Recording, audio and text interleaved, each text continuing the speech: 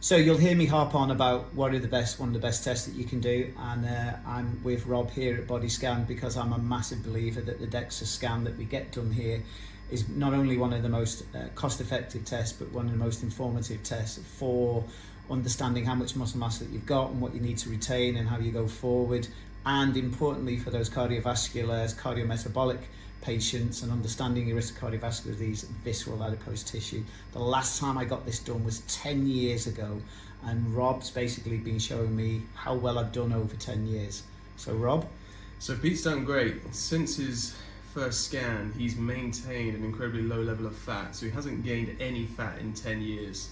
He's as lean as he was 10 years ago, which is brilliant, and keeping lean and keeping a low body fat is definitely the way to reduce your risk of stroke, cancer, type 2 diabetes. Low fat and especially low visceral adipose tissue, that's the kind of bad fat within the abdomen, that's the really risky stuff that's quite toxic to the body. And the way to keep visceral fat low, well, one of the ways is just to keep a low level of total fat, which Pete has done really, really well.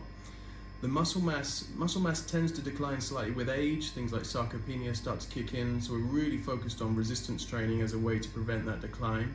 Pete's lost 1.3 kilos of lean mass since his first scan, so hopefully he can get that back. We'd obviously need to eat a slight calorie surplus to kind of recapture that. It's not too bad. It's obviously a long amount of time, and it's only 1.3 kilos, but certainly that drop off in muscle mass is something that we don't want to see. One really good thing is the increase in bone mineral density. So that's just the strength of the skeleton, which tends to decline with age as well.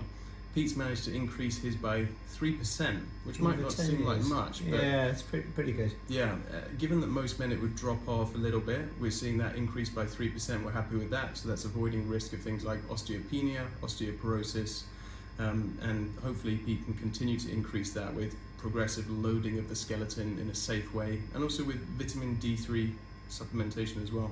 Remember, my vitamin D genes are pretty pooey, to be fair, so I could have been deficient for quite a long time, and again, I think that's where knowing your vitamin D genes, your genetics, could be quite important. But yeah, but overall pretty good, eh? Yeah. Better than pretty good. Yeah. Okay. A+. Okay, brilliant. All right, guys, so there you go. As I said to you, the DEXA Body Scan for me, it's one of the cheapest tests around. You get a load of data. It takes 3 minutes lying down on a looks like an open sunbed, and job done. And the amount of data you can get off Rob, who's an expert in understanding about what these tell you, is amazing.